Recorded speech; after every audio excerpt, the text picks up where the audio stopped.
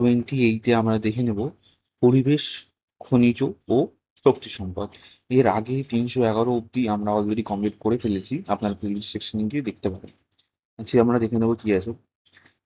তা সে যতই কালো হোক, এই টপিকটার নাম হচ্ছে তা সে যতই কালো হোক। বলছে অজিতদের স্কুলে আসার পথে ইট খোলা পড়ে, সেখানে 3 লরি কয়লা এলো। অজিত ও তার বন্ধুরা সবাই বুঝলো 10-15 দিনের মধ্যে ইট পোড়ানো শুরু হবে। কয়লা দেখে অজিত বলল, এই কয়লা কোথায় থেকে আসে জানিস? 2-3 জন একসঙ্গে বলল, রানীগঞ্জের কয়লা খনি থেকে। বর্ধমান শহর থেকে পশ্চিমে আরো 80-90 কিলোমিটার। সবাই জানে অজিতের মামা কয়লা খনিতে চাকরি করেন। অজিত সেখানে যায়, সেখানকার অনেক কিছুই জানে। তাই মনসুর বলল, কয়লা খনি কেমন রে? পুকুরের মতো। এখানে পুকুর কাটতে কাটতে এক সময় বালি বেরোয়, ওখানে তেমনি কয়লা বেরোয়। মামার কাছে শুনেছি সেরকম হয়। সেগুলোকে বলে আম, খোলামুখী খানি খোলামুখী খনি খোলামুখ খনি। তবে বড় খনিগুলো খুব গভীর, সুড়ঙ্গ করা থাকে, সেখানে গিয়ে ঢুকতে হয়। খানিকটা যাওয়ার পরেই চারিদিকে কালো। অবশ্য গাইডরা পথ দেখান। ইলেকট্রিকের আলো নেই, আছে, তবে চারিদিকে কালো কয়লা। আলোর জোর কি আর হয়? মেঝেটা সিমেন্টের, তা কি করে হবে? কয়লার মধ্যেই তো সুড়ঙ্গ, তার মেঝেও, হ্যাঁ, কয়লার। মানে উপরে নিচে সাইডে যেদিকে আপনারা তাকাবেন সেরকম চারিদিকে হচ্ছে কয়লা দিয়ে ঘেরা আর কি।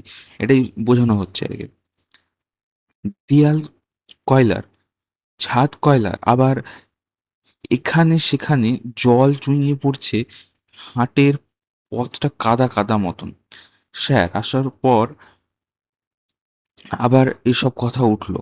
অজিত বলল, মামার কাছে শুনেছি মামাকে প্রায় 500 মিটারের বেশি গভীরে নামতে হয়। মনসুর বলল, আসানসোল সমুদ্রপৃষ্ঠ থেকে প্রায় 100 মিটার উঁচুতে। তোর মামাকে তো তাহলে প্রায় সমুদ্রের গভীরে চলে যেতে হয়। মনসুরের কথায় সবাই হাসলো। স্যার হেসে বললেন, সে তো বটেই। ওখানে 600 মিটার গভীরেও কয়লা আছে। তোমরা তো জানো কয়লা হলো পশ্চিমবঙ্গের প্রধান খনিজ সম্পদ। কেমন করে হলো কয়লা? এবার আমরা কয়লার কিভাবে এলো আর কি সেটা একটু ইতিহাস জেনে নেব। সাবিনা বলল, কত বড় হয় একটা খনি? স্যার বললেন, ওই অঞ্চলে অনেক জায়গা জুড়ে অনেকগুলো কয়লা খনি। আসানসোল, রানীগঞ্জের উত্তর পূর্ব আর দক্ষিণ পশ্চিমে খনিগুলো ছড়ানো। বীরভূম, বাঁকুড়া, পুরুলিয়া কয়লা খনি আছে। প্রায় 1,500 বর্গ কিলোমিটার জুড়ে এই কয়লা খনি অঞ্চল। সাবিনা বুঝতে পারল না। অজিত বলল, ধর একটা জায়গা 60 কিলোমিটার লম্বা, 25 কিলোমিটার চওড়া। 60 আর 25 গুণ কর, দেখবি জায়গাটার ক্ষেত্রফল 1,500 বর্গ কিলোমিটার হবে। স্যার বললেন, ঠিক বলেছ, তবে কয়লা খনি অঞ্চলটা অবশ্য ওই রকম আয়তাকার নয়। কিন্তু মাটির নিচে এত কয়লা এলো কোথায় থেকে? সাবিনা একথা জানতে চাইল। স্যার বললেন, কাঠ কয়লা কি করে হয় জানো? ফরিদা বলল, হ্যাঁ স্যার, জ্বলন্ত কাঠে জল দিয়ে হয়। কাঠ নিভে যায় কিন্তু ওর মধ্যে জ্বালানি থেকে যায়। অরূপ বলল, জ্বলন্ত কাঠটা বস্তা দিয়ে চাপা দিলেও নিভে যায়। স্যার বললেন, তুমি কি ওভাবে কাঠ কয়লা করেছো নাকি? হ্যাঁ স্যার, ওইভাবে নেভালে সেই কাঠ কয়লা দিয়ে তুবড়ি বানানো যায়। বেশ, ধরো ভূমিকম্প হয়ে অনেক গাছপালা মাটির তলায় চাপা পড়ে গেল। 100-150 বছর পরে ওই গাছপালা বলছে, দেখুন, বলছে, মনে করো কোনোভাবে বড় বড় অনেক গাছ চাপা পড়ে গেল। 1,000 বছর পরে ওই গাছগুলো কি হবে? নিজেরা আলোচনা করো, বড়দের সঙ্গে কথা বল, তারপর লেখো। আচ্ছা, তারপরে আমরা আরো পড়ে নেব। পুড়ে পুড়ে তাপ দিল, রইল পড়ে ছাই। পরের দিন অরূপ বলল, ওই গাছগুলো অনেক দিন চাপা থাকলে কি কয়লা হয়ে যাবে? কাঠ কয়লার মতো হবে। মাটি তো আর জ্বলে না, লোহাও জ্বলে না, কাঠ কয়লা জ্বলে। ওইভাবে বোধহয় কয়লা তৈরি হয়েছে। স্যারকে কথা বলতেই স্যার খুব খুশি হলেন, বললেন, এই তো বেশ আন্দাজ করেছো। তবে 1,000 বছর হয়নি, 1,000 বছরে হয়নি, অনেক হাজার হাজার বছর আগে চাপা পড়ে গাছ থেকে কয়লা হয়েছে। প্রাণীদের হাড় থেকেও হতে পারে। কয়লার অনেকটা অংশ কার্বন। পশু পাখি গাছপালা সব কিছুরই একটা প্রধান উপাদান এই কার্বন। অনেক দিন ধরে পড়ে থেকে চাপে শক্ত হয়ে গেছে।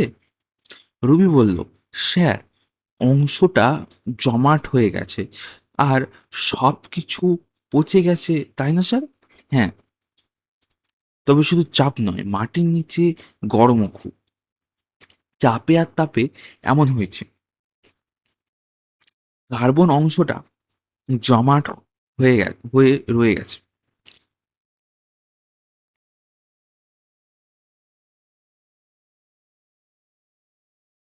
কার্বন অংশটা জমাট হয়ে রয়ে গেছে। ওই কার্বন জমেই কয়লা। তাহলে কয়লা পুড়লে ছাই হয় কেন? সব কয়লার বেশি ছাই হয় না। চাপে আর তাপে যত বেশি দিন থাকে ততই অন্য জিনিস কমে যায়, কার্বন কমে না। ফলে কয়লার কার্বনের ভাগ বেড়ে যায়। সেই কয়লা পোড়ালেও ছাই খুব কম হয়। সেগুলো নিশ্চয়ই মাটির অনেক গভীরে থাকে, তাই না? ঠিকই বলেছো, কিন্তু কেন এমন ভাবছো? আয়ুব বলল, গভীরে থাকলে বেশি চাপ পড়বে, আর গভীরে তো গরমও বেশি। বাহ, এবারও ঠিক বলেছো, কিন্তু এ কথা জানলে কি করে? টিভিতে টিভিতে আগ্নেয়গিরি দেখেছি, গরম লাভা বাইরে বেরিয়ে আসে, তাই মনে হলো মাটির গভীরে খুব গরম। যাই হোক, কয়লার ধোঁয়া দূষণ, এরপরে আমরা বায়ু দূষণ টপিকটা স্টার্ট করব এর পরের ভিডিওতে। যাই হোক, সকলকে ধন্যবাদ অসংখ্য, এবং পরবর্তী পার্টগুলো আপনারা যদি দেখতে চান অবশ্যই ভিডিওটা লাইক করে একটু সাবস্ক্রাইব করে দেবেন। আর আমরা সূচিপত্রটা একটু দেখব। আমাদের এই চ্যাপ্টারটা চলছে, বাকি এইদিকে সবগুলো শেষ হয়ে গেছে, প্লেলিস্টে আপনারা গিয়ে দেখতে পারেন। So all the best, thank you.